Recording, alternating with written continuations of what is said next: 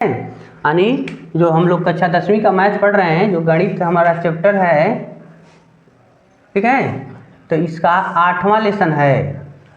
गणित 10 का लेसन क्या है? 8वां लेसन है। तो ये है त्रिकोणमिति का परिचय। मतलब क्यों परिचय नाम दिया है? क्योंकि 9th तक आपने त्रिकोणमिति के बारे में नहीं जाना, त्रिकोणमिति शब्द को नहीं समझे, इस टाइप का सवाल आप नहीं पढ़ें, ठीक है। सीधे 10 में आपको इसके बारे में बताया जा रहा है, ठीक है। तो आप के लिए ये नई बात होगी। देखो थोड़ा सा ही बता देंगे कि त्रिकोण जो है, त्रिकोणमिति जो है ना बाबू, इसका ये तात्पर्य हो गया त्रिकोण और मिति अलग अलग है, ठीक है। त्रि का मतलब हो गया 3, त्रिकोण का मतलब हो गया, देखो त्रि का मतलब हो गया 3, ठीक है, और कोण का मतलब हो गया कोना, ठीक है। या ऐसे कह सकते हैं 3 भुजाओं से बनी आकृति, 3 भुजा से बनी आकृति, ठीक है। इसका मतलब हो गया 3 भुजाओं से बनी आकृति, इसका मतलब हो गया मापन, ठीक है।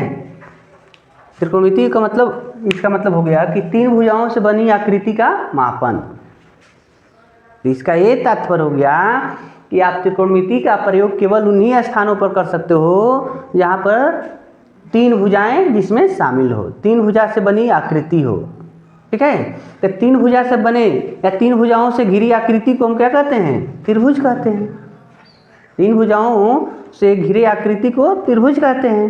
तो इसका ये मतलब हो गया कि जो त्रिकोणमिति है, हम इनका प्रयोग त्रिभुज में करेंगे, ठीक है। त्रिभुज को मापने के लिए करेंगे, त्रिभुज की कोण जानने के लिए करेंगे, त्रिभुज की भुजा क्या है यह जानेंगे, त्रिभुज का एरिया क्या है यह जानेंगे। किसकी सहायता से? त्रिकोणमिति की सहायता से, ठीक है। तो इसकी ज़रूरत क्यों पड़ी?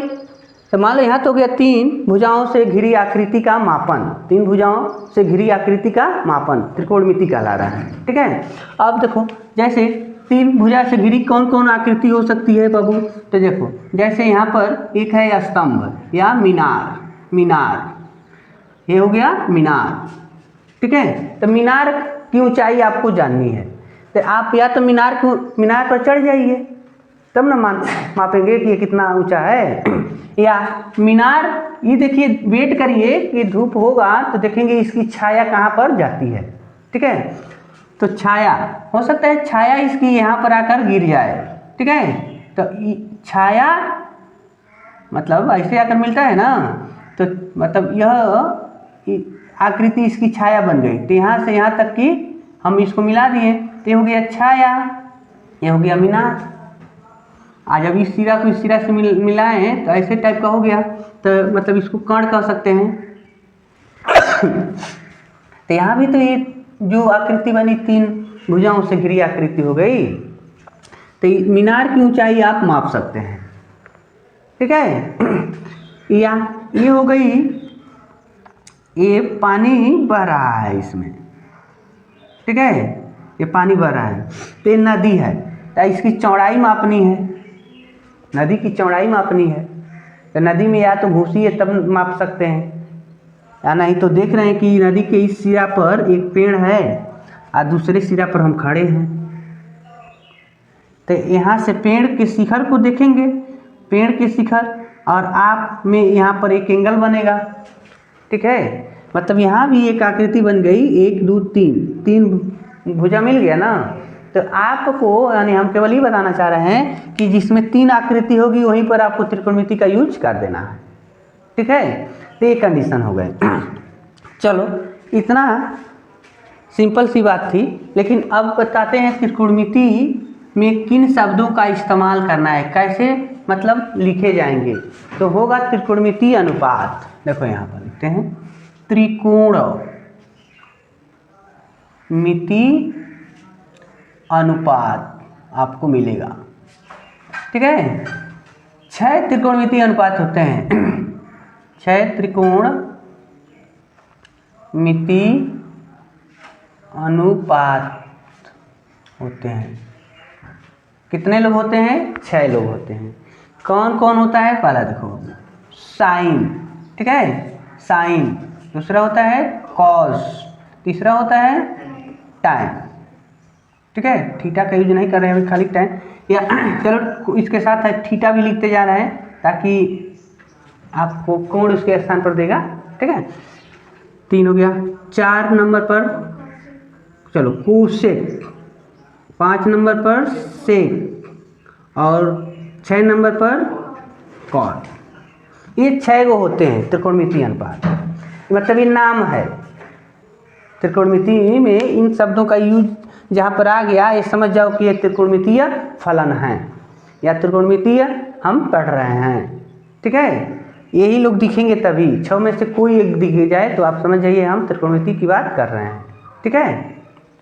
ठीक, अब देखो बाबू, अब त्रिकोणमिति अनुपात, ये तो अभी त्रिकोणमितीय है। अब इसका अनुपात निकालेंगे, यानी किसके साथ? जैसे जो 3 भुजाओं से घिरी आकृति है, 3 भुजाओं की घिरी आकृति जो है उनमें इनका प्रयोग हुआ कैसे करेंगे, ठीक है। तो आ जाइए प्रयोग करते हैं। चलो इसको पहले इरेज करते हैं, मतलब ये नाम आप याद रखेंगे। 6 गो त्रिकोणमिति अनुपात होते हैं, ठीक है। अब आए देखो, अब हम आपको बताएंगे त्रिकोणमिति अनुपात जो होते हैं वो कैसे ज्ञात किए जाएंगे। त्रिकोणमिति अनुपात में आ जाओ, यहाँ देखो,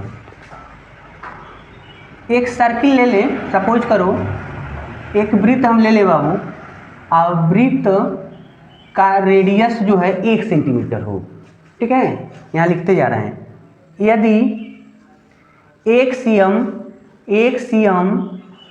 त्रिज्या का एक वृत्त ले, ठीक है। 1 cm, उसकी त्रिज्या कितनी है? 1 cm। चलो पहले इसको हम थोड़ा सा ऐसे विभाजित कर दें, कोई दिक्कत? इसको ऐसे काट दें, चतुर्थांश बन गया ना। ये एक्स एक्सिस, एक्स अक्ष और ये वाई अक्ष, कोई दिक्कत नहीं होनी चाहिए, ठीक है। ऐसे हो सकता है ना। तो ये बताओ, आपने कहा कि 1 cm त्रिज्या का एक हमने क्या किया?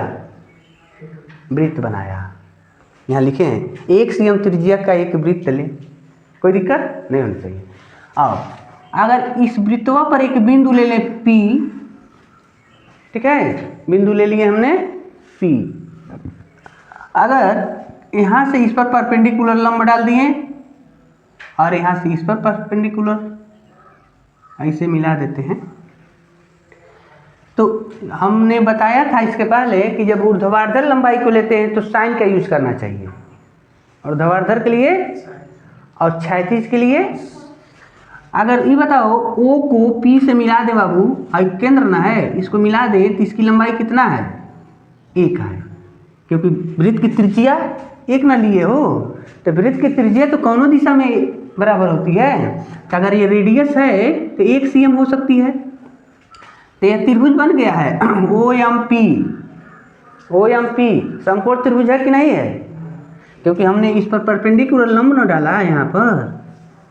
तो आप लिखेंगे त्रिभुज OMP में, देखो PM को लिखना है साइन थीटा, ठीक है। PM को लिखेंगे साइन थीटा। कहाँ है बाबू? थीटा हैजा है, जो रेडियस है एक्स अक्ष के साथ थीटा का कोण बना दिया, ठीक है। तो 20, 30, 50 कुछ हो सकता है, ठीक है। और देखो, तो इसको साइन लिख दिया गया ना। OM को हम लिखेंगे कॉस, क्षैतिज है, क्षैतिज रहेगा तो कॉस, और परपेंडिकुलर को साइन आप लिखेंगे, ठीक है। अब देखिए, सपोज करो कि इसको हम आगे तक बढ़ा दें, यहाँ पर हम बिंदु ले ले Q, ठीक है।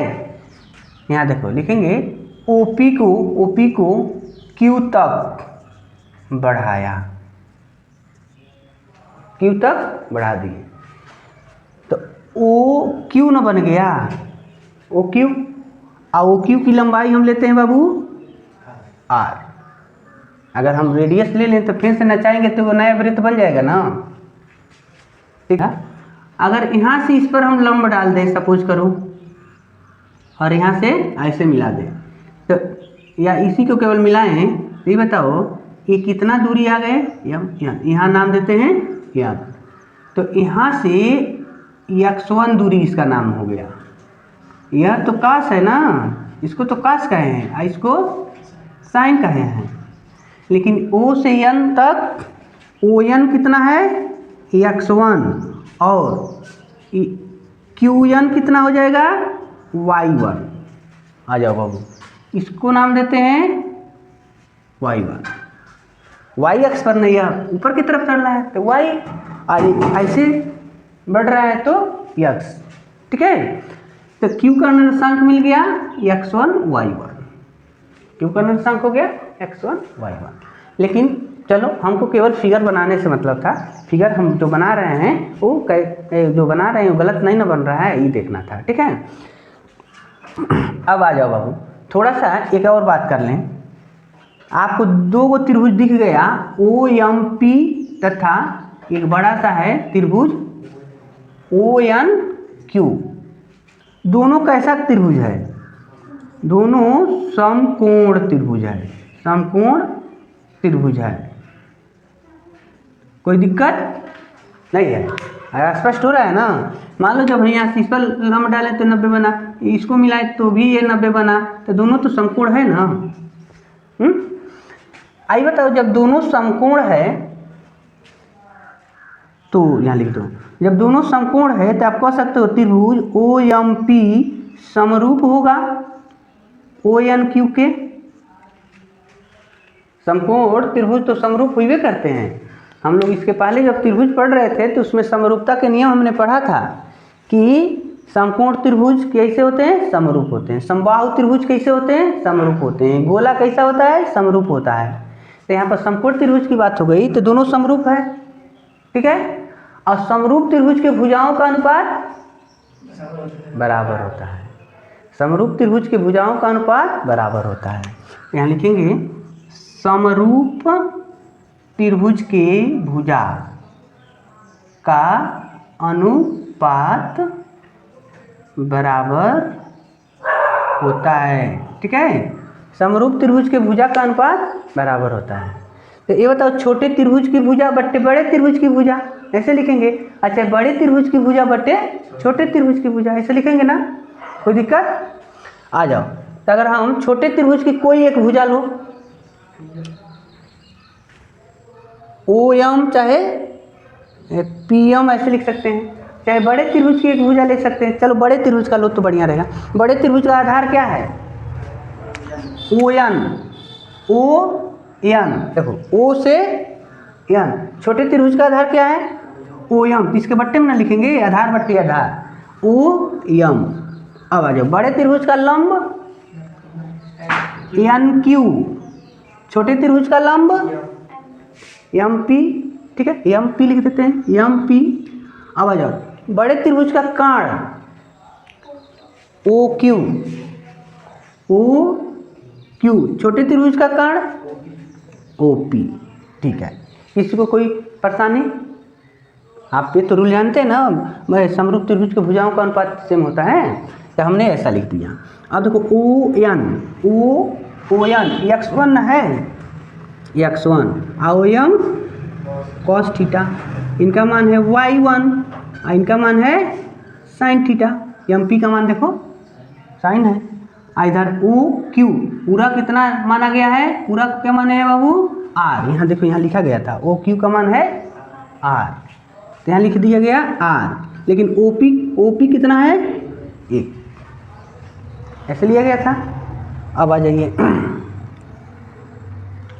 अब अगर बारी बारी से एक एक ले लें, एक एक को पकड़ लें, इतना बराबर इतना, यानी x बट्टे cos थीटा बराबर R/1, तो कोई दिक्कत है, त्रिज्या गुणा करो इनका इनके साथ, तो x1 बराबर R cos थीटा।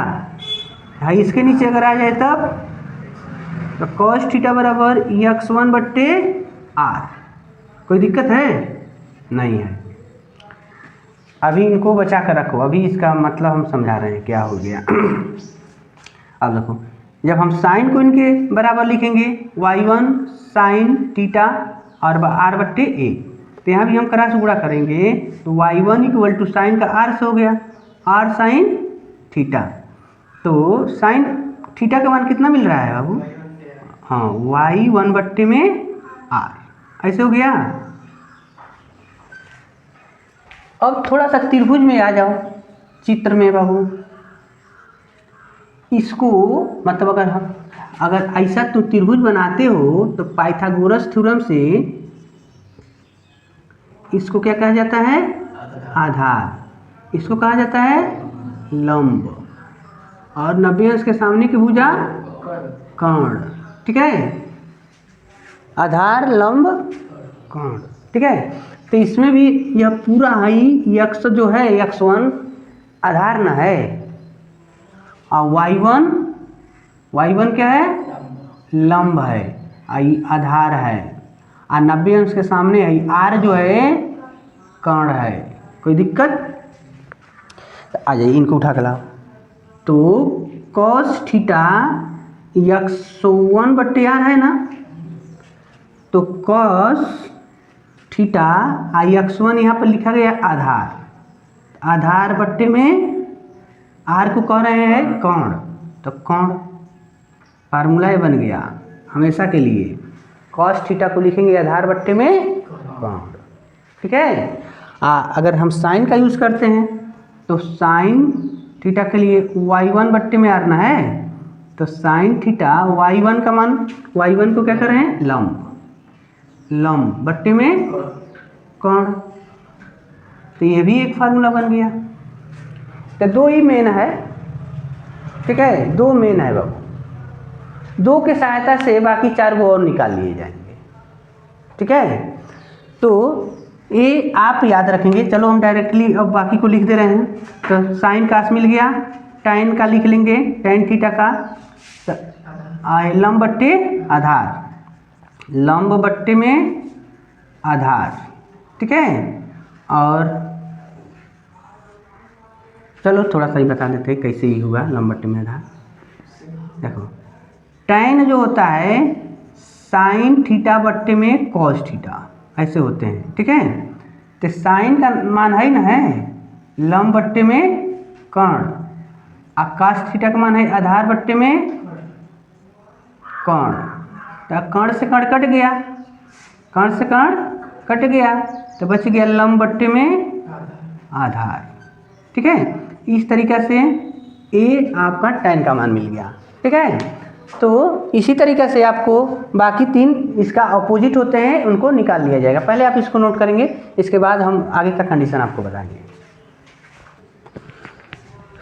तो चलो देखो, जैसे ये तीन गो त्रिकोणमितीय अनुपात लिखे ना, तो बाकी तीन गो क्या हैं, चलो इसको हटाते हैं और देखेंगे। तो देखो, यानी चलो यहाँ पर 6 के 6 लिख दे रहे हैं। साइन थीटा का है लंब बट्टे कर्ण। ठीक है, कॉस थीटा हो रहा है आपका आधार बट्टे में कर्ण, और tan, इसको कहना है tan थीटा, इसको tan को कहते हैं लंब बट्टे में आधार। ठीक है, और 4 नंबर पर होते हैं, मान लो tan के काट ले लेते हैं, कोई बात नहीं। तो देखो, काट tan का उल्टा होता है, तो इनका ऊपर का नीचे लिख दो, आधार ऊपर हो जाएगा और लंब नीचे हो जाएगा। उसके बाद 5 नंबर पर अगर हम सेक लिखते हैं, तो सेक जो होता है, चलो यहाँ पर बगल में लिख देते हैं। चलो पहले इनको लिखते हैं 5वें नंबर पर, कोसेक थीटा। तो कोसेक जो है साइन का उल्टा कोसेक होता है। तो अगर साइन का मान लंब बट्टे कर्ण है, तो कोसेक का हो जाएगा कर्ण बट्टे में लंब। ठीक है, और 6वें नंबर पर आ गए सेक। ठीक है, तो कास का उल्टा सेक, तो इनका उल्टा कर दो, ऊपर का नीचे, नीचे का ऊपर, ठीक है, ऐसे। ये आपको याद रहना है, 3 सही याद करना है, 3 को कर उल्टा याद करना है। साइन का उल्टा कोसेक, साइन का लंब बट्टे कर्ण, तो साइन का उल्टा कोसेक हो रहा है, तो कोसेक को लिखेंगे कर्ण बट्टे लंब। कास, कास का है आधार बट्टे कर्ण, तो कास का उल्टा होते हैं सेक, तो सेक का हो गया कर्ण बट्टे में आधार। टैन का है लंब बट्टे आधार, तो टैन का उल्टा काट, काट का हो गया आधार बट्टे में लंब, ठीक है।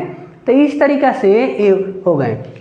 अब यहाँ पर लिख देते हैं त्रिकोणमिति प्रतिलोम या उल्टा,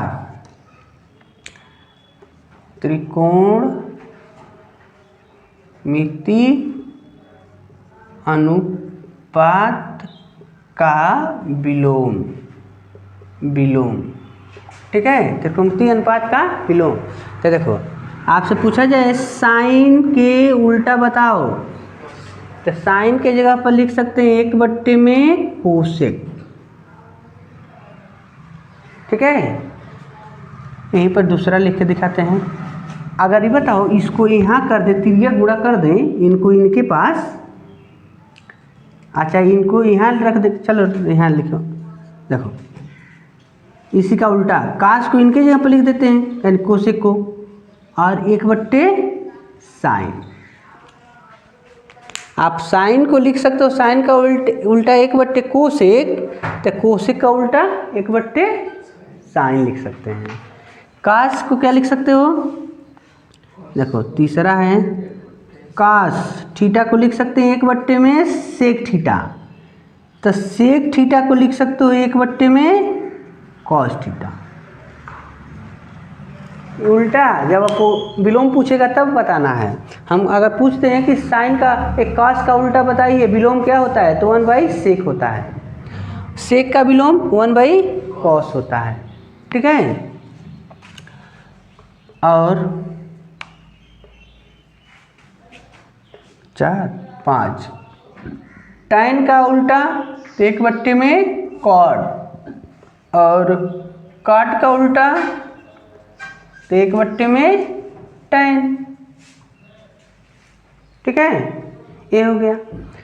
इसी हाई क्यों हमने जगह छोड़ा है, यहाँ देखो अगर इसको इससे गुणा करा देते हो, sine theta into cosec theta, sine के लगे कौन चल गया, कोसेक, तो गुणा करके क्या हो जाएगा 1, मतलब अभी ऊपर का 1 बच रहा है ना, है ना, इनके पास चला गया तो 1 बचा ना, तो ये समझ लो साइन जब कॉस कोसेक से गुणा करता है तो क्या हो जाते हैं, 1 हो जाते हैं।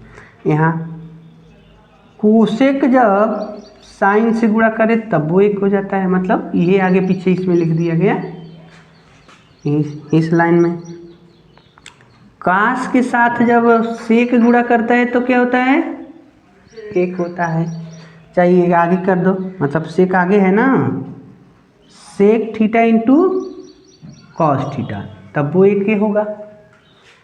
यह इनसे गुणा कर ले, टैन के साथ काट गुणा करेगा तो कितना होगा 1, और काट के साथ अगर टैन गुणा करता है तब 1, मतलब ये सब के सब फार्मूला है बाबू, ये सब आपको याद करना है, ठीक है, याद रहना चाहिए, याद रहेगा तभी आप बता सकते हैं कि इसका मान इतना होगा।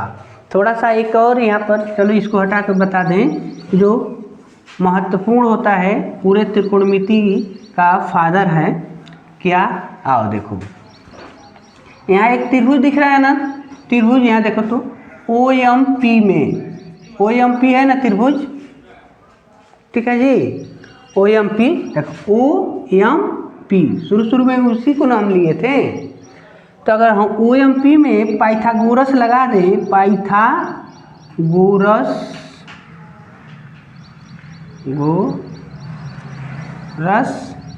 से, तो पाइथागोरस क्या कहता है, पाइथागोरस कहता है कर्ण का वर्ग बराबर लंब का वर्ग प्लस आधार का वर्ग, ये ना पाइथागोरस है।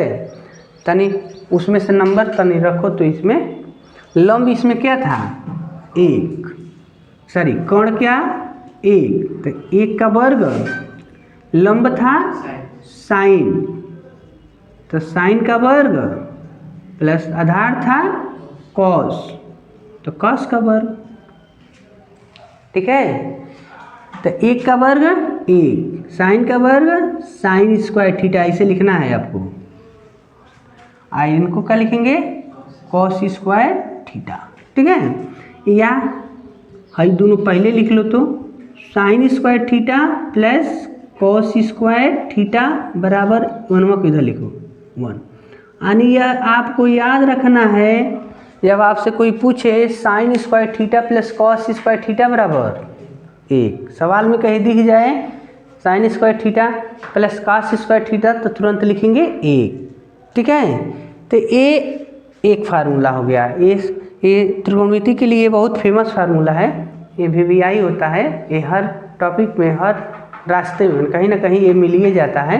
ठीक है, तो इसलिए इनको भी आप याद रखेंगे, यानी ये सब के सब फार्मूला आपको याद रखना है, इसी के बेस पर हम लोग सवाल को सॉल्व करेंगे। ठीक है, तो लिखना तो अनिवार्य है, समझना भी अनिवार्य है। ये अगर एक सवाल है साइन ए का मान 4/5 है, तो अन्य त्रिकोणमितीय अनुपात निकालो, मतलब 6 गो त्रिकोणमितीय अनुपात होता है जिसमें से 1 का मान दिया है, बाकी 5 का मान निकालना है। तो कैसे निकलेगा, तो देखो जैसे आपको बताया गया है साइन ए का मान अगर 4/5 है, तो साइन का सूत्र क्या है, साइन का सूत्र है बाबू साइन ए इक्वल टू लिख सकते हैं लंब बट्टे में कोण, यही ना है। तो अगर इसके जगह पर इनके जगह पर हम लिख दें लंब बट्टे में कोण, मान दिया है 4/5, यानी लंब कितना है और कोण कितना है 5। और यहाँ एक त्रिभुज बना लो, एक त्रिभुज बना लो। ठीक है, और देखो इसमें ए लिखा है ना, कोण वो कोण है, तो यहाँ ए लिखा है उसको यहाँ नहीं तो यहाँ लिखेंगे, यहाँ मत लिखना। यानी 90 अंश के सामने आप यहाँ पर जो कुछ भी दिया रहेगा ना ABC कुछ हो, तो यहाँ नहीं लिखना है, 90 के पास नहीं लिखना होगा। ठीक है, और देखो तो 90 के सामने की भुजा होता है कोण, और नीचे वाले को कहते हैं आधार, बगल वाले को कहते हैं लंब। तो लंब कितना है 4, इसका मान है 4, कोण दिया है 5, आधार पता नहीं, तो पाइथागोरस का यूज करिए, पाइथागोरस से परमे से, तो क्या निकालना है हो आधार। तो आधार का सूत्र होता है आधार इक्वल टू अंडर रूट कोण के वर्ग माइनस लंब के वर्ग। तो कोण कितना है 5, तो 5 है ना, 5 के वर्ग माइनस लंब 4 के वर्ग, 5 के वर्ग 25, 4 के वर्ग, तो कड़ी में क्या बच गया 9, तो 9 का वर्गमूल, यहाँ 9 है ना कड़ी में, तो बाहर 3 हो गया, यानी आधार हमको 3 मिल गया, आधार 3 मिल गया। ऐसे निकाल लेंगे आपको, मतलब साइन कास टैन से कुछ और दिया रहेगा तो आप त्रिभुज बनाएंगे, जो एक भुजा नहीं दिए रहेंगे तो उसको आप लिख लेंगे, निकाल लेंगे। उसके बाद प्रश्न कहा है कि अन्य को बताओ, तो साइन तो देवे किया है, साइन के बाद लिखो कॉस ए, कॉस ए का सूत्र है आधार बट्टे में कोण, टैन ए, टैन का सूत्र है लंब बट्टे में आधार, कॉट ए, यही का उल्टा आधार बट्टे में लंब, सेक ए। अब देखो इसके पहले हम थीटा लिख रहे थे, लेकिन अब ए क्यों लिख रहे हैं, क्योंकि इस वाले सवाल में ए दिया है। तो इनका हो गया कोण बट्टे में आधार, फार्मूला आप देख देख कर लिखते रहेंगे, याद होना चाहिए, कोसेक ए कोण बट्टे में लंब, ठीक है, ऐसे फार्मूला लिख लिए। तो आगे आ जाओ, चित्र में देखना आधार कितना है 3, कण कितना है 5, चलो एक मान मिल गया। ठीक है, आ जाओ tan के पास, लंब कितना है, आधार कितना है 3, हाँ चलो दूसरे का मान मिल गया। आधार बट्टे लंब है ना, तो 3/4 इनका हो गया। इनका कण बट्टे, कण 5 है, आधार 3 है, चलो सेक का भी मान मिल गया। 5/4 कोसेक है, 5 कण बट्टे लंब 5/4। इस तरीक़ा से जो कहा था कि अन्य निकालो, तो अन्य को हमने निकाल दिया। पूछा गया cos A का मान 3/5, tan A का मान 4/3, cot A का मान 3/4, sec A का मान 5/3 और कोसेक A का मान 5/4। ठीक है, इस तरीक़ा से आप क्या किए, अन्य को निकाल लिए। इसी टाइप के प्रश्न आपसे पूछे जाएंगे प्रश्नावली में भी, और कुछ एग्जाम्पल्स भी दिए जाएंगे, इनको आप सॉल्व करिएगा। अगर ये वीडियो आपको अच्छा लगे तो लाइक ज़रूर करिए, चैनल को सब्सक्राइब नहीं किए होंगे तो कर लीजिएगा, अपने मित्रों से शेयर करिएगा। इसमें कोई